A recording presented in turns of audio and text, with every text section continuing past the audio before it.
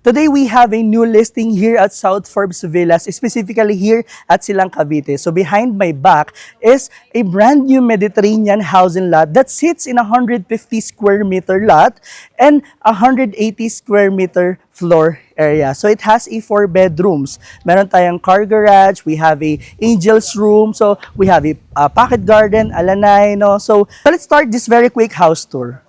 Mabuhay to all of our clients. I am Pao of Lux Properties. And today, guys, we will feature another listing here at South Forbes Villas, located in Silang Cavite. So if you're not yet familiar, this is inside the master plan of South Forbes Gulf City or development of Cathay Land. So it is in the boundary of Silang, Binyan, and Santa Rosa. So malapit tong South Forbes Villas sa development of Calax. So Calax exit lang po tayo if pupunta tayo dito or Santa Rosa Tagaytay Road or pwedeng SLEX Mamplasan po if galing tayo ng Manila. So tara, start natin yung house tour. So upon entering, kita naman natin it's a gated house, no? And hindi din super taas ng gate dahil because of the restrictions. And also bago tayo pumasok sa loob, no, ipakita ko lang din itong side na to, no? This will be your car garage. Yan. So imagine, ang laki din ng pwede mong ilagay dito. Also, nagkaroon ka pa ng space dito sa side na to. Yan. So, kasya yung pick-up, van, or anything, no. Dito naman sa side na to, nagkaroon din tayo ng gate. And covered din po pala yung parking. Pero hanggang dito lang sa side na to yung canopy natin, no. So, ayun. This will be a gate po for the parking. Then, on this side, this will be our pocket garden.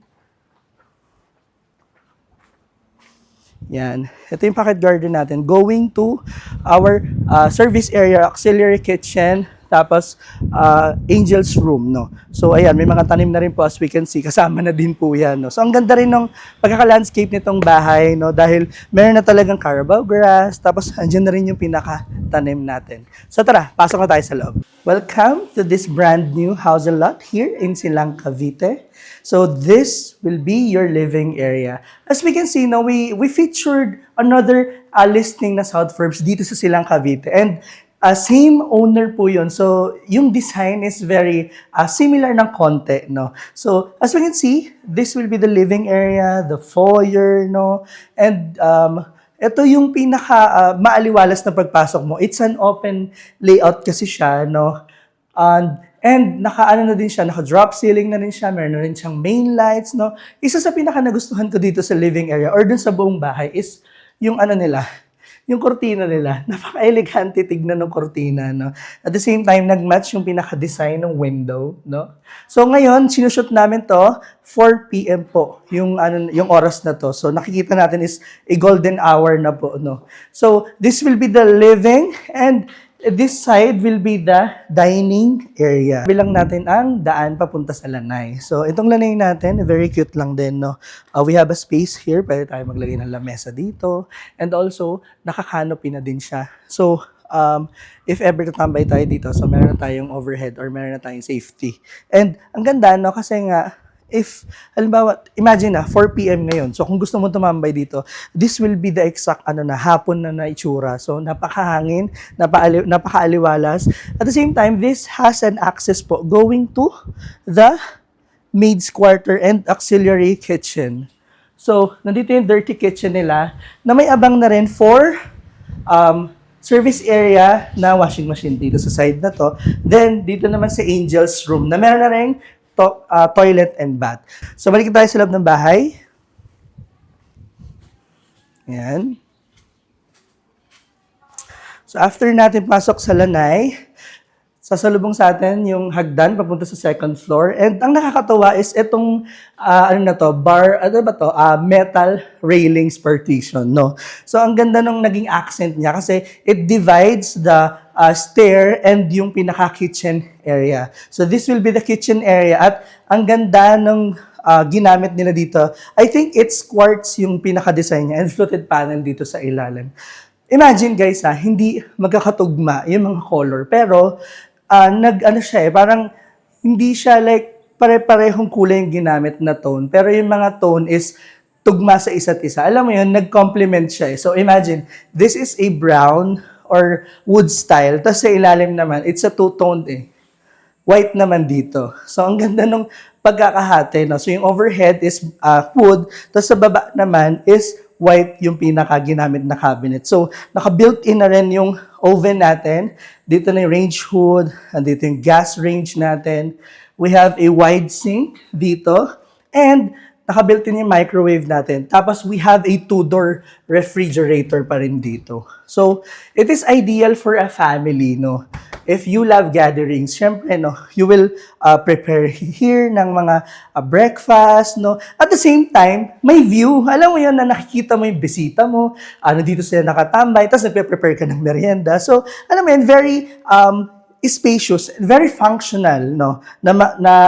Makakaikot ka ng malaya or ng hindi masikip. So, gusto ko lang din i-highlight to, no? Kasi we have a cabinet dito na naka-built-in, na hindi mo mapapansin dahil hindi siya nakalabas nakalubog siya dun sa loob. So, ang ganda lang nung naging accent wall siya, at the same time, naging storage pa siya. So, from here sa ating kitchen area, nandito naman ang ating additional room. So, if you live with your parents, no, lolos and lolas, no, it is ideal for them. At the same time, no, if you work from home, hybrid yung setup mo, no, gusto mo makapag-create ka ng office mo, so pwede rin naman dito. At eto guys, is meron na ring toilet and bath, sariling toilet and bath.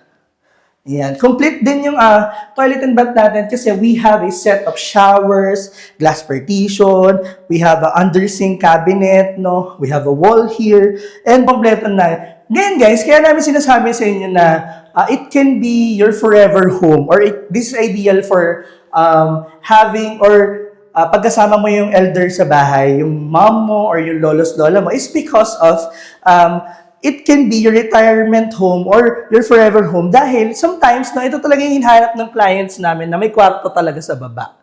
No? Gusto kasi nila, if mag-retire sila, hindi na sila para ba umakyat pa dun sa taas, mag-akyat pa naog sila. So may access na para dito sa kwarto kapag mag-retire sila or may kasama sila na mag-retire na or elderly sa bahay, family man nila or yung mother or lolos and lolas nila nakasama nila sa bahay. So, I think naging ideal siya. At karamihan sa mga clients namin, yun talaga yung unang tinatanong kung may kwarto ba talaga sa baba. So, from here, from the paglabas natin ng another room, nandito yung kitchen natin. This is the dining. So, imagine, nandito yung dining natin. Bago tayo pumunta sa taas, this will be our powder area or powder room. So, ito guys, the design is very sleek din, minimalist din. May touch of gray, no? And ang ganda lang din ng mga lining ng mga black accent na ginamit natin sa mga bakal po. So, tara, punta na tayo sa second floor. We have a glass partition, and sa railing naman, we have a metal, then napinturahan siya ng design ng wood, no? Kaya siya naging terno sa ating stairs na wooden po. Then, may additional, windows doon, para din sa access for the direct ng sunlight, no? Then, we have another, window din. Tapos, it is an option kung lalagyan ba natin ng mini curtains or not. But, ang purpose kasi nito is to have a direct access ng sunlight. Ngayon, binuksan namin yung ilaw. It's because of, para lang din ma-check nyo kung ano yung mga kasama or mga pin lights na included dito sa house and lot na to. Ngayon, this chandelier is included, and napaka-elegant nung pinaka-design nung na chandelier na to. So, imagine, bilog lang siya, no? Parang 5 bilog lang siya, but it creates a wide space or it creates a minimal look dito sa pinaka-open space ng ating stairs. Now, puntahan natin yung first bedroom. So, this will be our first bedroom. We have an abang na sa mga sockets, no? Meron na tayong bintana dito. Meron tayong additional bintana. Tapos, pwedeng dito natin ipalagay yung window type aircon natin. So, nagkaroon din tayo ng built-in cabinets dito. So, hindi na natin paproblemahin ang ating mga wardrobes, no? Then, you can put your bed or you can put any business or you can put any study table na din sa area, no? Kung anak mo yung magkakwarto dito. Then, punta naman tayo sa second bedroom. This will be the second bedroom. Same size with dun sa first bedroom. parehas lang din po, no? Na may built-in cabinets, may 2 windows na siya, may abang na rin for aircon, no? May mga sockets na din. So, ang ganda. Then, na-impress ako dun sa mga woods kasi same-same sila. So, ang ganda ng mga design, no? So, paglabas mo sa second floor, may abang din na socket dito. So, this can be your, pwede ka maglagay ng table dito or pwede ka mag-put ng dehumidifier. So, sasaksak mo na lang dyan. So, naka-ready na. Hindi mo na iisipin yun. So, paglabas natin dito sa dalawang bedrooms, no, dito yung common toilet and bath natin. So, na-amaze ako dito sa common toilet and bath natin because nagkaroon siya ng glass shower room or shower area. So, imagine, nag-create siya ng minimalist look, no, na tamang-tama dun sa theme nung bathroom. Parang naging, parang naging industrial vibe siya with a touch of black, with a touch of gray, no? So, ang ganda. So, this common toilet and bath, gagamit nito, most likely, yung anak natin na nandito sa kwarto ng bedroom 1 at bedroom 2. So, paglabas natin common toilet and bath, ito yung pinaka-favorite natin sa any house tour natin, no? Ayan, this will be our master's bedroom. So, our master's bedroom, as we can see, very spacious. We have an abang na for air condition, window type. Nagkaroon din tayo dito ng minimalist window, no? We have an access in the balcony, no? Then, this will be our walk-in closet. So, as we can see, this is a his and her na cabinet or wardrobe, no? Then we have a big mirror here. Then LED pa po yung pagka-mirror nito. So may ilaw siya sa gilid. It's a three-way color, I think, no? Then from here, this will be our ensuite toilet and bath. So minimalist look, same with the other powder room and dun sa common toilet and bath, no? With partition, glass partition, with gray tiles, no? Tapos yung mga fixtures, color black. That makes it more industrial type. And also, yung mga pintong nasabi ko sa inyo, guys, pare-pareho siya. So, ang ganda ng atake dito sa bahay na to, no? Napaka-sleek din nung design niya. So, this will be the balcony. So, dito, pwede tayong tumambay every morning, no? Itong nakikita natin, ito na yung araw ng afternoon, which ngayon is around 4 PM na po. So, punta muna tayo sa baba, pag-usapan natin yung price nito. I hope you enjoyed watching this video. Again, I am Pavlox Properties, no? So if you're interested to live or to invest here at South Forbes Villas, specifically in Silang Cavite, malapit tayo sa New Valley, malapit tayo sa mga developments, no, mga schools and universities, and this is a ready for occupancy unit. So, ibig sabihin, pwede na nating tirhan at nakatayo na siya, no? And ino-offer natin to sa market for about 18.5 million. So, if you're interested sa 4 bedrooms, no, may car garage, may pocket garden, no, just send us a message through our Viber, WhatsApp, and iMessage. That's +639-171248-304. And see you on our next video.